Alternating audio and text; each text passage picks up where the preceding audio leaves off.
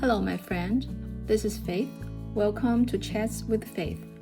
In the last episode, I talked about how my husband and I, quote unquote, accidentally entered a purchase contract for an expensive house. In order to afford this house, we made the difficult decision that I, after staying home for more than 4 years, needed to go out and find a job. It was not my desire to work outside of my home. I liked being a stay-at-home mom and spending time with my kids. But when we were under enormous financial pressure, I had to face the reality and do what I had to do. I put all my feelings aside and started my journey of job hunting. However, having not worked for 4 years, could I get the job? Before being a stay-at-home mom, I worked for years as a data analyst, or in today's more glorified term, business intelligence analyst. So naturally, looking for a job as a data analyst is my best bet. I thought, with my years of experience and the fact that data analysts are in high demand, it shouldn't be too hard for me to get a job. I dusted up my old resume, slowly called back my memory. After tons of Googling and hours of pounding on the keyboard, I came up with a resume to my best ability. I tailored my resume to each company and wrote a cover letter to go along with it. I sent out many applications. I even asked a few friends who were working for big companies for referrals. I was busy but hopeful, eagerly waiting for a reply. However, things didn't go as I had hoped. After a couple weeks of waiting, I only received one phone interview with a recruiter from a company because of a friend's referral. After the interview, I received an email saying, "Thank you for your interest and for taking the time to interview with us. After a careful review of your experience, we have decided not to move forward with your application at this time." Some companies simply sent me this email without talking to me. Others, not even responding with an email. I felt sad. Although I didn't desire to work, being rejected still hurted me. I also deeply regretted the decision of buying a house. If it weren't because I wasn't content with our small house, we wouldn't be in this financial stress. I wouldn't need to look for a job right now. I sort of brought this to myself, just like Psalm 81 verse 12 said, "So I gave them over to the stubbornness of their heart, to walk by their own plans." Lesson learned. Pray, pray, pray before making a big decision. Make sure your heart is at the right place. Don't be occupied by your own desire. However, it was too late to regret now. Getting a job seemed to be the only way to dig ourselves out of this difficulty. I kept on polishing my resume, refreshing my coding skills, and started to take courses from online places like Udemy and Coursera. I figured if the employers see that I earned relevant credentials recently, they might forgive my 4-year gap and give me a chance for an interview. At that time, we were still in the Delta wave of COVID. Within 2 weeks, we got 3 exposure notices from school. Each time, we had to take the kids for testing and keep them home for a couple of days until the test results came back negative. Thankfully, each time they did come back negative. All this happened at the same time I was working with the bank to get the loan approved for the new house. If you've bought a house before, you would know that it wasn't a simple process. Dealing with a lot of paperwork, emails, documents, and number crunching, it felt like a full-time job in itself. The hardest thing of all was uncertainty, not knowing how long this job hunting would last. While the closing date is looming, we didn't feel the joy and excitement that one was supposed to feel when buying a new house. Instead, there were tears, lots of them. In some weakest, lowest moments, my husband and I said things to each other that shouldn't have been said. By God's grace, we were able to quickly reconcile. We prayed hard every day. We confessed before the Lord, asking Him to help us. We decided to ask the Lord to lead us every step of the way, even if the outcome were that we would lose this house and have to pay the 3% earnest money. We asked that if this house was not from the Lord, or if this was not the house that we should buy, please let us not get the loan approval, and please provide me a job to repay the earnest money. Shortly before the closing date, we received a decision from the bank that the loan was approved. We could close as planned. But there was still no sign of me getting a job anytime soon. Almost a month into job hunting, I hadn't got any on-site interview opportunity. What would the future bring us? Even on the day of closing, we were still asking the Lord and ourselves, should we proceed? After long and hard prayers, we felt that the Lord was leading us toward closing on the house as planned. We decided we would proceed with the closing.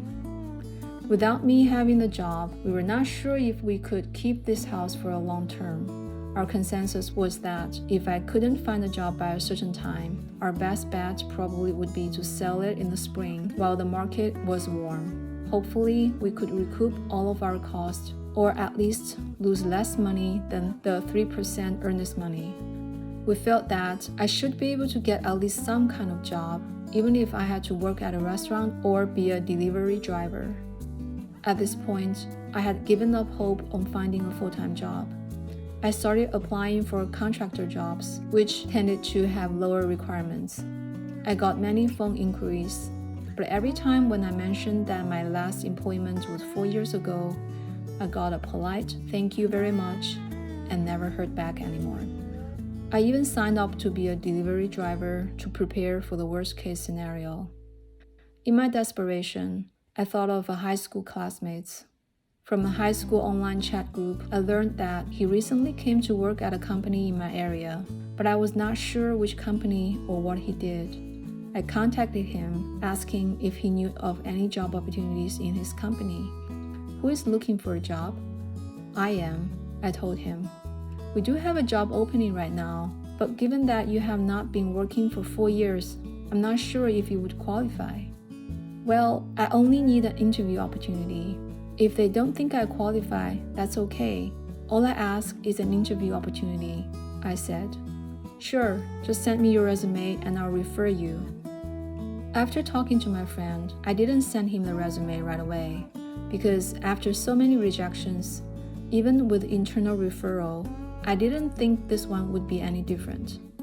I probably would get a call from a recruiter out of obligation that I was referred to by an internal employee. Then I would get a polite rejection email. "After discussion with our team, we have decided not to move forward with your application, blah blah blah." Not wanting to go through that again, I didn't even feel like trying. 2 weeks later, my friend called me. "Are you still interested in this job?" "Yes, I just thought I wouldn't qualify anyway." "Well, just give it a try and consider this a practice round," my friend said. My friend was right. There was nothing to lose. All I feared was rejection.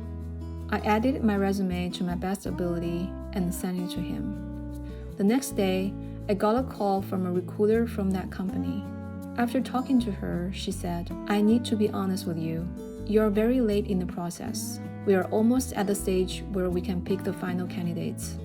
But your experience is very interesting. I can see that you have the intellectual potential and the experience to qualify for this job. But because of your career gap, I'm not sure what the others would think. Since you were referred by our employee, we'd like to give you an opportunity. Would you like to have a conversation with the hiring manager?" "Yes, of course." I almost jumped on this side of the phone. Pretty soon, I talked with the hiring manager on Zoom. Throughout the interview, the manager was monotoned, not showing any emotions. I couldn't detect whether he was interested in me or not. I thought, well, this is just a courtesy call due to my friend. Of course he's not excited. Okay, this is it. This is as far as I can go with this job. But I am grateful to have the opportunity to move one step further. I comforted myself. The next day, I got an email from the recruiter. "The manager thought very positively about you. We'd like to schedule a panel interview with you." Wow! I couldn't believe my ears. But still, at this point, I thought maybe this was due to my friend. They were going to go through the process with me just for the sake of giving me an interview opportunity. And then they would pick the other candidates they already had in mind. Nevertheless, I decided to give it my best try. As my friend said, I should treat it as an exercise round. Give it your best. You've got nothing to lose, I told myself. The night before the panel interview, my husband and I prayed, and we asked the kids to pray. The interview went smoothly. I was relaxed. I was able to have a good conversation with all the interviewers and answer all their questions. Although I fumbled a little at the technical interview part due to the fact that I had not practiced for 4 years, the rest went pretty well. At the same time, I did not expect anything would come out of it, because as the recruiter said, they already had other candidates in the final round before I came into the picture. Although I did my best, how could I compete with others who were already in the game? A few days later, I got a call from the recruiter. Congratulations! The panel has decided to offer you this job. Even though the other candidates are just as good as you, even slightly better than you in the tech skills, the panel really liked your communication skills and your attitudes. I was speechless. I called my friend and thanked him again and again. Well, no need to thank me. All I did was to refer you. You did great in the interview. You did it yourself, my friend said. In my mind, I knew it wasn't me who did it. It was God. This was all God's doing. I could see that the difficulties at the beginning were because God wanted to humble me and let me realize that I couldn't have gotten such a job if left on my own. If I was given this opportunity at the beginning, I would have thought it was because of how good I was, because of my education, my experience, my smartness. But now I knew it was completely because of God. I double-checked with the hiring manager. I could work from home in the foreseeable future. And even when the company started to go back after the pandemic, it would be no more than 2 days a week. I specifically requested to be able to leave my calendar open from 3 to 3:30 p.m. to pick up my kids from school, so they didn't have to go to any after-school camps, and their schedule would mostly be unchanged. And the manager kindly agreed.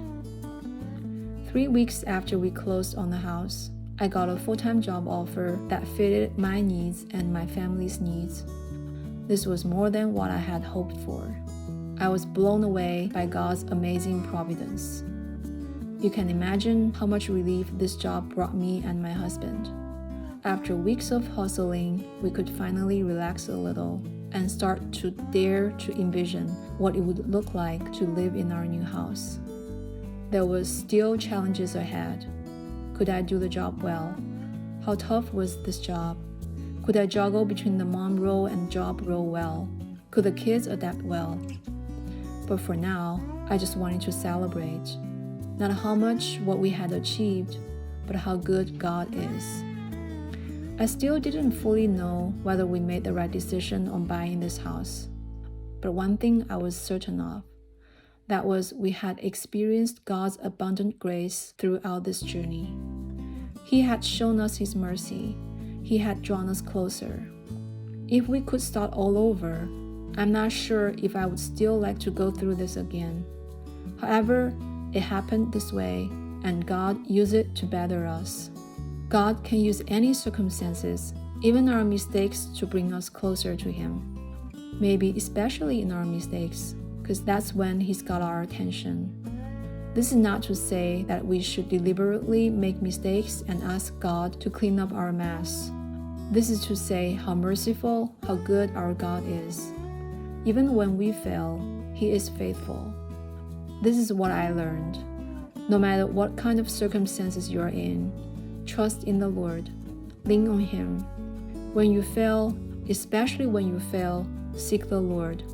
Confess your sins and your failure and ask for His help. All glories be to Him.